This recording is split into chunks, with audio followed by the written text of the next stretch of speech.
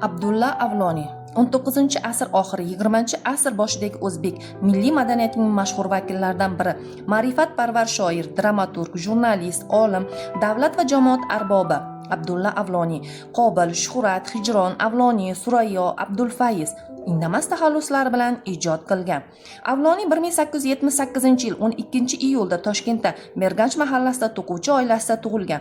Oilasidagi moddiy yetishmovchilik sababli bolaligidan suvoqchilik, g'isht quyish, pechkachilik, binokorlik, duradgorlik kabi kasblar bilan shug'ullangan. Bularning ortida esa imoratchi usta degan nom oladi. Tarjimai holida bu haqda shunday deb yozadi: 12 yoshimda O'qchi mahallasidagi madrasada dars o'qiy boshladim. 13 yoshimdan boshlab yoz kunlari mardikor bo'lib ishlab, oilamga yordam qilib, qish kunlarida o'qir edim. 14 yoshimdan boshlab o'sha zamonga muvofiq har xil she'rlar yoza boshladim. Bu zamonlarda Tarjuman gazetasini o'qib, zamondan xabardor bo'ldim. Avloniy O'qchidagi eski maktabdan so'ng madrasada o'qigan. Madrasani bitirib, maktabdorlik bilan shug'ullandi. Orenburg, Qozon, Taflisdan chiqib turgan gazeta va jurnallarni kuzata borgan. Avloniy 20-asr boshida jadidchilik harakatiga qo'shilgan Toshkentdagi jadidlarning faol ishtirokchilaridan biri sifatida tanildi. 1906-yillarda she'rlari bilan matbuotda qatnasha boshlagan. Arab, fors, rus tillarini o'rganib, bu tillarda ijod qilgan mutafakkirlarning asarlarini o'qigan.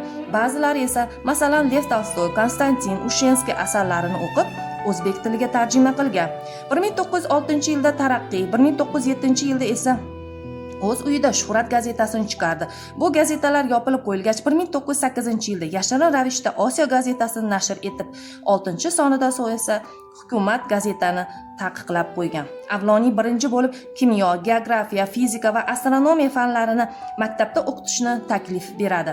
Ilg'or g'oyalarni maktab orqali xalqqa tanitishga harakat qildi. Toshkent shahrining Mirobod mahallasida mahalliy aholi bolalar uchun yangi uslubdagi maktab ochib, o'zi esa ona tili va adabiyot darsini berdi. 1909-yilda jamiyati xayriya tuzib yetim bolalarni o'qitgan. Shu yili adabiyot yoxud milliy she'rlar nomli 4 qismdan iborat she'riy to'plamning birinchi nashr etilgan. 1912-yilda Avloniy Toshkentning Degrez mahallasida 2 sinfli maktab ochgan. Bu maktabda dunyoviy fanlar o'qitishi bilan maktabxonlardan farq qilar edi.